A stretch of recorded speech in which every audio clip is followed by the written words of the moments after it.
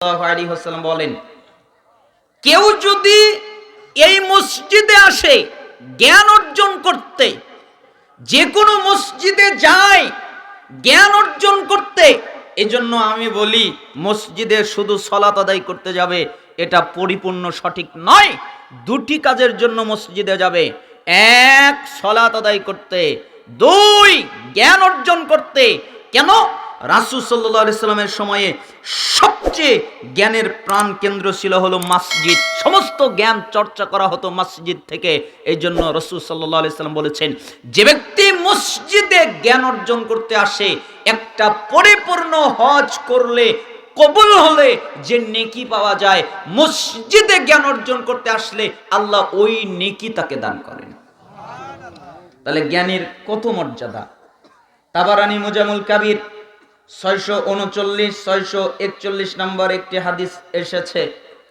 রাসূল সাল্লাল্লাহু আলাইহি ওয়াসাল্লাম বলেন, যে ব্যক্তি কোনো দ্বীনি মজলিসে যায়, এরপরে তিনটা কাজ করে। এক, তারা বসে, কেউ দাঁড়িয়ে থাকে না। ইলমের মজলিসের আদব হলো ইলমের মজলিসে বসে পড়া।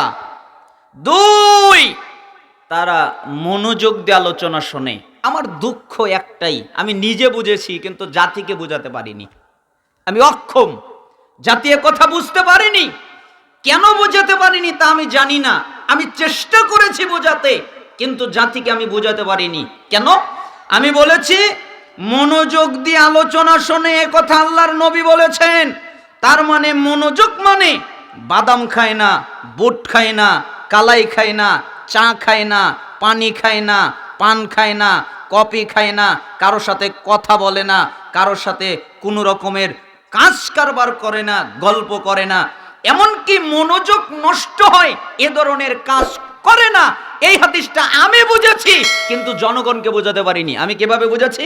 এই হাদিস আমি যেদিন পড়েছি ওই দিন থেকে বক্তব্যের মাঠে চা খাওয়া, পানি খাওয়া বন্ধ করে দিয়েছি। আল্লাহ যদি আমার মৃত্যু দেয়, আমার কণ্ঠ যদি শ্বাসরুদ্ধ হয়ে যায়, তাহলেও আমি কোনো সময় পানি পান করব না। কেন? আমি রাসূল সাল্লাল্লাহু আলাইহি ওয়াসাল্লামের হাদিস বর্ণনা করছি, আমি আল্লাহর কিতাবের আয়াত পাঠ করছি, ওইখানে আমি অন্য কাজ করতে পারি না। এটা আমি বুঝেছি, কিন্তু জনগণকে বোঝাতে পারিনি। তাই তারা বাদাম খায়, বুট খায়, কালাই খায়, চা খায়, পানি খায়, পান খায়, আর আমার বিরুদ্ধে ফতোয়া গোতায়। মানে বলি একটা, করে আরেকটা। মনোযোগ মানে কি? চা খাওয়া, বাদাম খাওয়া, এটা মনোযোগ? ওটা তো মনোযোগ নষ্ট হয়। এজন্য যারা মনোযোগ দিয়ে আলোচনা শোনে, তিন, বৈঠক শেষের দোয়া পাঠ করে ওঠে। তার মানে যতক্ষণ পর্যন্ত বৈঠক শেষের দোয়া পাঠ করা না হয় ততক্ষণ পর্যন্ত তারা ওঠে না। আল্লাহ তাআলা বলেন, মুহাম্মদ জি আপনি বলেন। কি বলবো? যারা বসে, যারা মনোযোগ দিয়ে আলোচনা শোনে, যারা শেষ পর্যন্ত থাকে, কাদ গফারাল্লাহু লাকুম যুনুবাকুম, আল্লাহ তাদের সমস্ত পাপ, তাদের বলেন আমি আল্লাহ তাদের যত পাপ আছে সবগুলোকে মাফ করে দিয়েছি। যত পাপ, পাপ করতে করতে করতে করতে আসমান জমিন সবকিছু ভরে গেছে। কোন জায়গা নেই যেখানে পাপ নেই। এত পাপ করেছে, এত অন্যায় করেছে, এত গুনাহ করেছে যে পাপ রাখার মতো জায়গা নেই। এত পাপও যদি করে, আমি আল্লাহ তাদের সমস্ত পাপকে ক্ষমা করে দিয়েছি। আল্লাহ যে কত দয়ালু তা আমি আপনাকে বোঝাতে পারবো না। আল্লাহ তাআলা চায় বান্দাকে কিভাবে ক্ষমা করা যায়।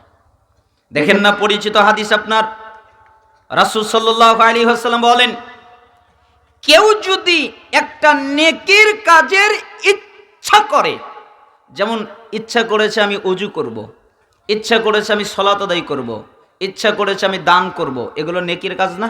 তাহলে এইগুলোর ইচ্ছা করেছে।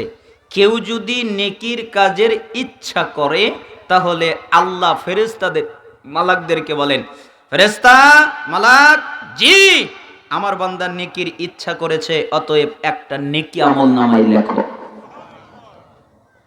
এরপরে যখন ওই নেকির কাজটা করে ফেলে, ওযুটা করে ফেলে, সালাত আদায় করে ফেলে, তখন আল্লাহ আবার ডাক দেয়, মালাক, জি আমার বান্দা এই কাজটা করেছে, অতএব তার আমলনামায় 10টা নেকি লেখো, আর 10 নেকি 700 গুণ পর্যন্ত বাড়িয়ে দাও।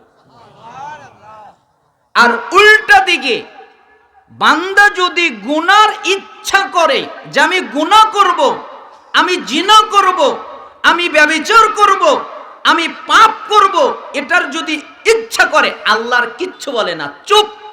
তখন ফেরেশতা মালাকরা ডাক দেয়, আল্লাহ কি বলবে বলো। আচ্ছা, ও তো গুনার ইচ্ছা করেছে, তে গুনাহ কি লিখবো? আল্লাহ তাআলা বলেন, ও কি গুনাহ করেছে? না, করে নাই, তাহলে লেখার দরকার নেই। ও তো করেনি, তো লিখবে কেন? এরপরে ও জিনাটা করেই ফেলে, পাপটা করেই ফেলে, গুনাহটা করেই ফেলে, তখন আল্লাহর কিছু বলে না, চুপ।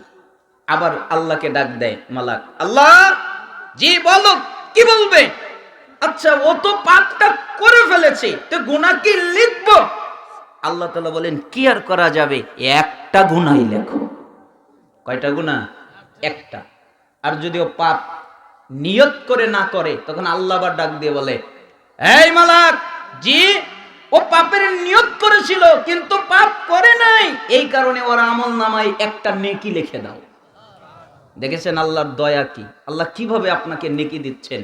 এজন্য রাসূল সাল্লাল্লাহু আলাইহি সাল্লাম বললেন, যারা বসে মনোযোগ দিয়ে আলোচনা শুনে শেষ পর্যন্ত থাকে, তাদের যত পাপ আছে আল্লাহ সব মাফ করে দেয়।